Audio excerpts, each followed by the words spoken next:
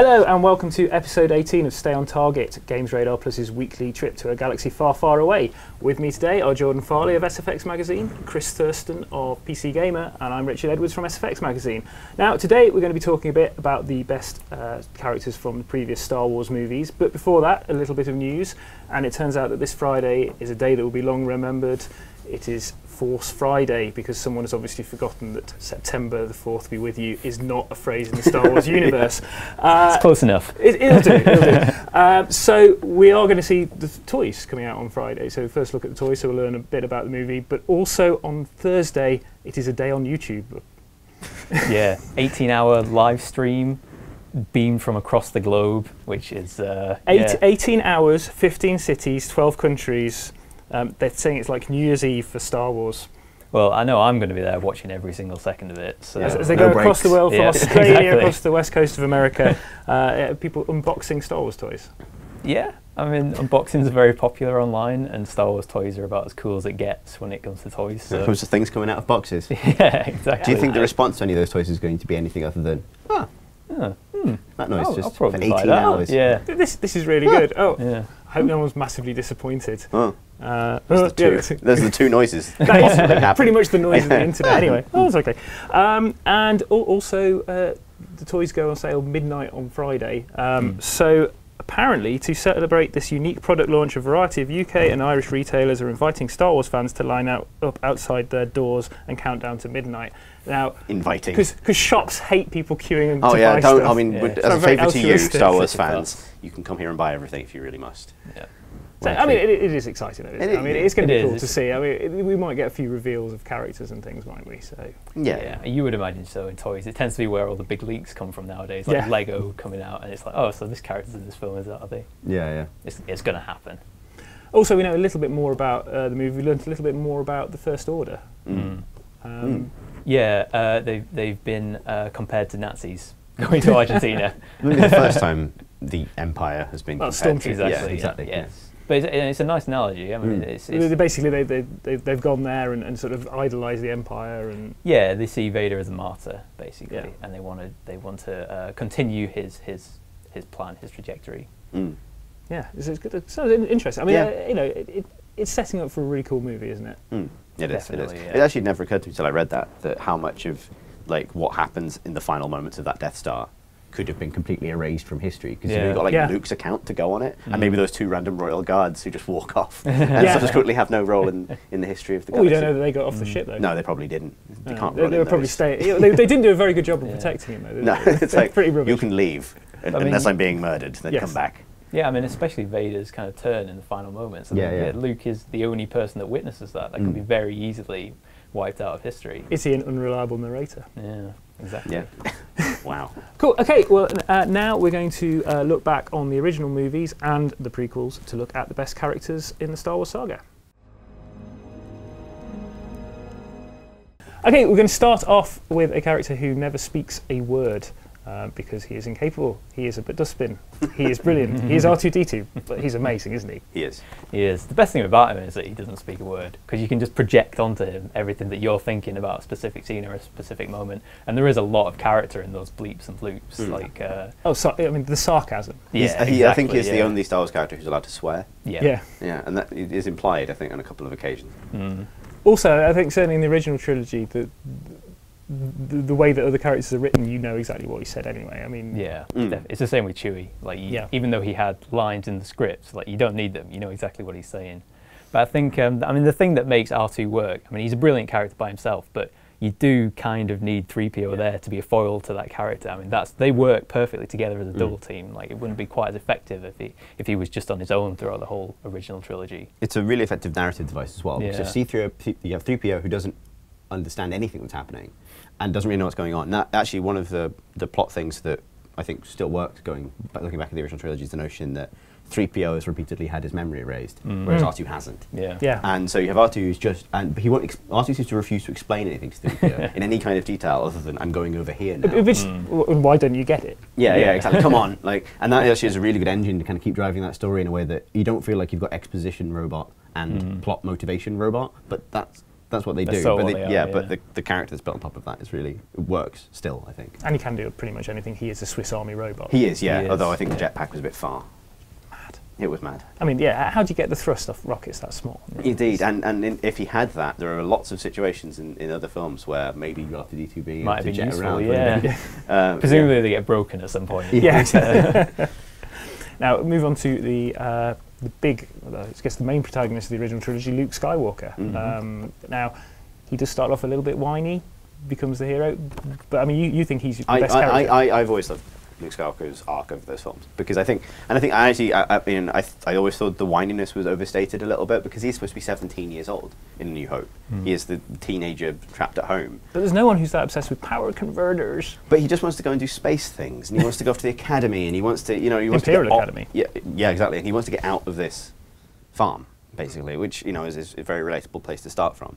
And I think of all the characters, like you see, as they pass between different writers, they all change. Leia and Han as well. But I think Luke has the most pronounced journey. And the reason I really like him as a character is the moment at the beginning of the part I think of the original trilogy that still gives me chills every time is Luke in Jabba's palace when he's just cold threatening Jabba to his face. Yeah. And this is him back on his homeworld, having been away for X number of years, having totally changed. Like he's a completely different person, and the degree to which he's becoming his dad. Like with not just the metal hand and now dressed all in black, but just the way he talks to people, like this sort of something maybe that got lost a little bit from Star Wars as the expanded universe and the prequels blew out what the Skywalker clan did, was that they are grey morally. Like both Luke and both the Skywalkers, the most prominent Skywalkers in the original trilogy, have a thing for threatening people. And it's a kind of like that, I think that gets lost from Luke, that moment where he basically just tells Jabba, do what I say or I'm going to kill everybody in this building, is like that's Killing. a great that's different. That's a very different person to power converter, which is where he starts. And it's I love his journey. It's also it's quite a difficult role to get right because he goes from being the kid who wants adventure to becoming dull, effectively. I mean, being a Jedi who has to be stoic. Yeah, like Han doesn't really understand him anymore by the end of the. Like their relationship's really interesting, where it goes from patronising, this is the young kid, maybe you can fire the guns on the Millennium Falcon if you're good, to saving him. Yeah, to when they see each other at the end of Return of the Jedi, and Han's expression is like, "I'm sure you've done something." Like, I'll never understand it, but I like your sister. So now on to the guy who made Luke, the man he became, or Obi-Wan Kenobi, a man he kind of trusts despite not really knowing, and says, I'll follow you in the Force. But Obi-Wan, pretty important. Yeah, he has probably one of the longest arcs of any character, if we're not counting Anakin. Because, of course, he is in the prequels, and we see an awful lot of him in the prequels. And Clone Wars and exactly. And he doesn't change a whole lot. Like his kind of outlook on life and his approach to being a Jedi doesn't change that much between the prequels and the original Though trilogy. we are told that he's headstrong in Phantom Menace, though that never really manifests itself. Well, it's because we're told that he was headstrong in Empire, because when Yoda's saying the boy is too impatient, I can't teach him, Obi-Wan from somewhere says, was I any different? Was I any different? Incidentally, in that scene, everyone, when Obi-Wan speaks, looks off to the left, which I assume means Obi-Wan's just sort of sat in the corner of that hut, not actually a disembodied voice. So why would you look over there? But would he fit? I don't He's just squatting in the corner. I thought Ewan McGregor did a pretty decent job as Obi-Wan. He's like one of the few passable performances in the prequels. He didn't have much to work with, did he? No, that's true. But Alec Guinness brings so much gravitas to that role in the original trilogy. Like he must have been so important back in 1977 to sell that as this quite ridiculous, far-fluting concept as something that people could take seriously. It's quite a sophisticated performance as well, because it's not just old wizard. He's not just Gandalf, because he has this sort of twinkle in his eye that he kind of wants to go off on this adventure as well. Like there is the kind of I'm too old for this, but let me go and do this bit by myself. And also I think that end to that duel with Vader was shocking. Like that character beat of just switching the saber off and turning into clothes. Was shocking, and is still kind of a surprising end now, I think. Well, I think as well, I mean, we'll move on to Vader now because he's awesome, but also as an establishment for Vader, really the way that he sort of stamps on just like, where are you, Kenobi? I'm just going to make sure you're not in there anymore. I mean, Vader. I mean, he must be the great villain of the last 40, 50 years in cinematic. Yeah, he's one of the greatest villains of all time, if not one of the greatest characters of all time. He's such an enigmatic figure. Even just as an image, he's so striking, and he just tells you everything you need to know about that person just in that suit. But even beyond that, there's so much character and depth to that person behind the mask. Yeah, I think the 6 films that exist are Vader's story, really, and I mean, even though I think they spoil it a little bit by how much you see of annoying baby Vader, you know, are you an angel and that kind of thing doesn't really mesh with. Yeah, that's all right. Yeah. It doesn't really mesh with like strangling dudes left and right, but even that story is still contained within the original trilogy, and like the way that his like he seems quite. Even though he's this monolithic figure that seems to have all this power, you kind of actually do see the vulnerability in him almost constantly. Like, especially when, you know, he fails with the first Death Star, and then he seems to have a lot more command in Empire. Like, he comes back and he's no longer on Tarkin's. Well, he works for Tarkin, doesn't he? I mean, he's middle management, isn't he? Yeah. But in Empire, he's in charge. Yeah. Isn't And that moment where I've forgotten the name of the Imperial General who triggers the "I find your lack of faith disturbing" line. Admiral Motti. It's okay, Motti. Where, you know, there's that kind of like, you know, we don't need your sorcerer's ways. They're already forgetting about the Force and skeptical about it. And maybe this ties into stuff that will be useful later about, you know, about the Empire not simply being about 2 Sith at the top, being the big command structure, and that moment of just strangling him, just reaching across the table, like the old ways can do. Yeah. It's great, but then maybe overusing that, and you can see Imperial power crumble through Vader, I think, as he starts to get conflicted, and as he strangles all of, you know, everyone at the top of the command structure. That's one way to stay on top. It is. And it's a shame, really, that Anakin wasn't the great character that Vader.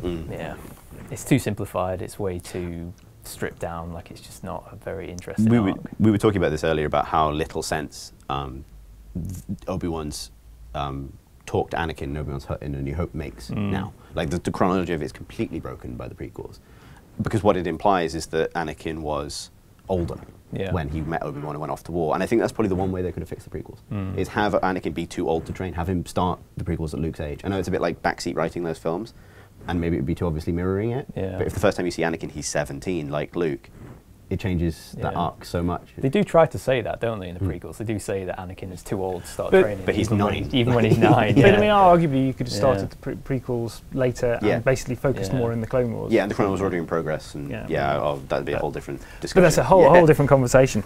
Now, I guess the catalyst for Anakin really turning to the dark side was Padme. Now, people probably disagree with this, but you make a pretty strong case for her being one of certainly in the prequels. I think, as someone who really doesn't like the prequels, I think she's the one of the characters that, until basically the end of her run in the prequels, is consistently probably one of the most interesting people on screen, because like there were a lot of potential ways they could have introduced whoever it is that Anakin falls in love with in those movies. And they obviously sort of reach back towards the Princess Leia archetype of the kind of, you know, the royal and the ambassador and so on. But Padme is so much more versatile from the start. Like the repeated use of doubles and the suggestion that that's her idea. Like she fools both Obi-Wan and Qui-Gon Jinn in The Phantom Menace as a 14-year-old by running off in disguise as a handmaiden so she can accompany them. And in some ways, like, as I was saying, like with Anakin, that his journey starts so early with that character that he can only be annoying because he's a child.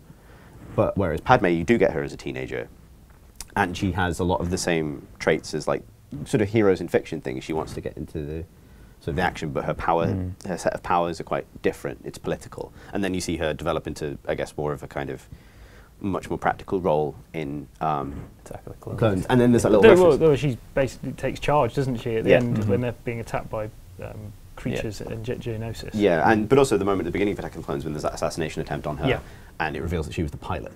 Yeah. Like there's lots of little moments like that with her that I really like. And I mean, as with everything in the prequels, it's the germ of, I think, a good idea. But if I had to say like one, I know he wants to get a prequels character somewhere, and I think I think Natalie Portman does a good job with that character as well, actually, because she comes across as serious in the right way, throughout those films. Like she gives a bit of gravity to it, actually, that maybe only her and maybe Liam Neeson manage, especially in those earlier films, to give a little bit of a sense of weight to what are otherwise very weightless films. But questionable taste in men. Deeply questionable taste in men. That is the big problem. I think that's the everything from that what's it called, the retreat island scene where they go and roll around in the grass and drink floaty pears. Yeah, and eat floaty pears and whatever. Everything in that doesn't really make any sense. And the whole you've murdered a lot of kids. Yeah. Oh yeah.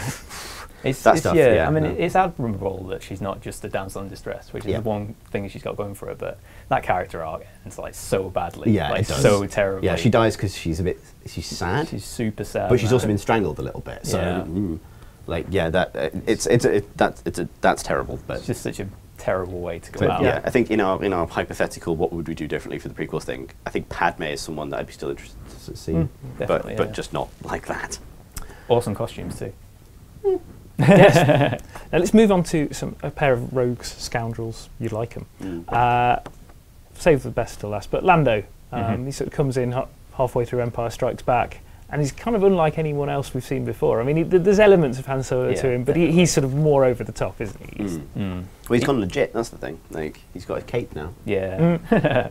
He's so suave. He's so sophisticated. Like, you can buy that this guy could charm his way into anywhere. Like, he could charm his way into any woman's life. Like, you understand why he owns Cloud City. Like, he's a smart guy. He's a business savvy kind of dude.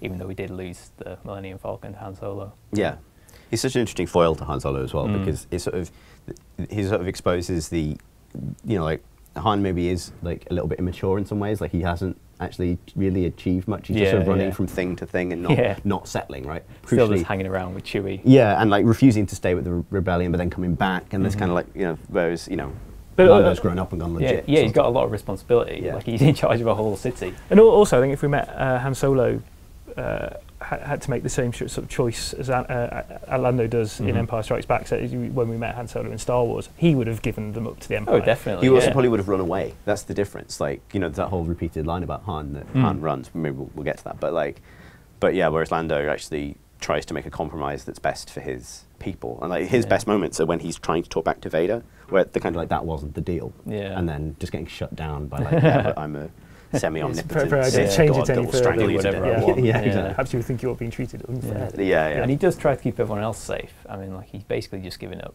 Han and Luke. That's it. He tries to keep Leia and Chewie safe, which is, and he blows up a Death Star. Which is pretty good. There's some pretty good flying in that. Yeah, he can fly.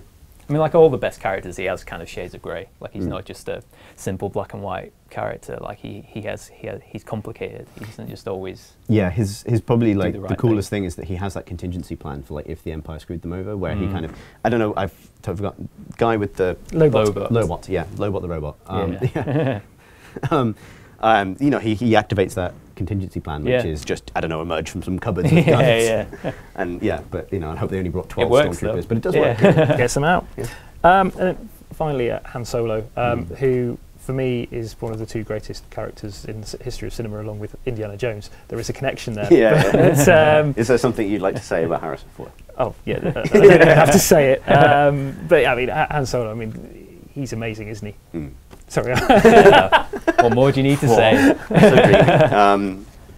No, he's awesome. He's set the template for like the rogue scoundrel type that's been going basically ever since. No one has ever quite reached that level since, except maybe Indy. But he's such a cool dude.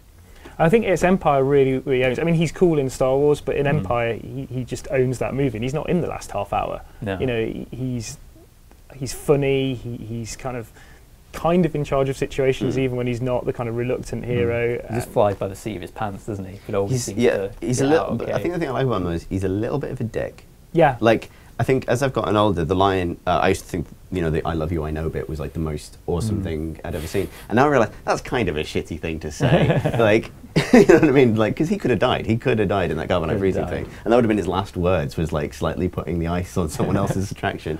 I disagree, because I think if a different actor had said it, he would look like a dick. But there's something in Harrison Ford's eyes that says, I really do love you. As well. But there's still this. I'm not saying he's fully a dick. but he is a little bit of a dick, yes, and I think that's what kind of makes him work. Yeah, and he's also wrong quite a lot of the time as well. Like a lot of his, like, you know, that moment where Leia says to him, "You have your moments, don't you?" Like I kind of see what I see. I think you do see Han from Leia's perspective quite a lot, because he does make some really stupid decisions, like running around a corner into a Legion of Stormtroopers and running back the other way. When they're getting out of the death, you know, when they first free Leia, and he has no idea what he's doing. He really doesn't. It's like you haven't thought of a way out. Have you? shooting the phone, the space phone, whatever, you know, the communications console, when he doesn't have any way, he can't bluff it anymore because he hasn't really planned ahead. That is such a good foil to Luke as well, and who's, you know, kind of Luke pretty much gets, even though he whines a bit, he pretty much gets it right constantly, whereas Han is the least. He's got less cool head, which is kind of interesting. But I mean, that's what makes him a bit more lovable, isn't it? Like, he's fallible. Like, he isn't just always making the right choices. Like, he's making decisions that we would make in that kind of situation. Though in Jedi, he doesn't have very much to do at all. Yeah, I think I do think he's underserved in Jedi, because the environment he's put in doesn't really give him an opportunity to use any of his Well, Han Solo-ness. His Han Solo-ness, yeah. Because teddy bears aren't going to be impressed. They've never seen a cowboy. Doesn't even get to fly the Falcon at the end. No. Outrageous. Just gets to look. Although, you know, the best Han Solo moment in Jedi is him. Well, apart from a blind Han Solo accidentally killing Boba Fett by spinning around while going where, which is probably the height of like Han Solo hapless success. Is like the wet moment he like says, you know, look after the Falcon to Lando, and then walks off, and then turns around because he's really, really not happy about it. That's a good bit of twinkly-eyed Harrison Fordery. Now, you mentioned Boba Fett there. People are going to say, why isn't Boba Fett in your list? But cool as he is, he's kind of not really a character, is he? Yeah, I think there's quite a clear distinction between kind of good characters in the Star Wars universe and like good images in the Star Wars universe. Like, just people who just look cool and maybe have one or two great moments, but you couldn't really flesh out and say these are proper characters. People like Darth Maul, for example. I mean, he has a great fight scene, but you can't really say he's a character. He says about 4 lines, doesn't he? Yeah, exactly. I think Boba Fett's one of the characters. The more that's left to the imagination, the better. Like, you see so little of him, and I think his death doesn't really do him any favors in terms of being the galaxy's greatest bounty hunter. But nonetheless, like, as that character's been fleshed out, and as, for example, the Mandalorian armor has become a thing elsewhere in the Star Wars universe, I think it has been watered down a little bit to the point where seeing that isn't the kind of cool spot. I mean, I think he is a character that enormously suffers because of the prequels. Yeah. Because Jango Fett is such a wet blanket in some ways. And well, and the kid. You know what I mean? Like, holding my dad's head. Of course, we could go on forever. I mean, you could have Yoda, you could have Chewie, you could have the Emperor. But I mean, that's one of the great things about Star Wars. I mean, there's so much great iconography. I mean, that's why they've managed to sell so many figures, I guess. Yeah, exactly. Definitely. So basically, Star Wars is pretty good. Yeah. I think I would miss Chewie and Yoda. That's the two I would. Or the two characters that can swear a bit through grunting. Cool. Well, we'll be back next week for more Star Wars chat. But in the meantime, may the Force be with you.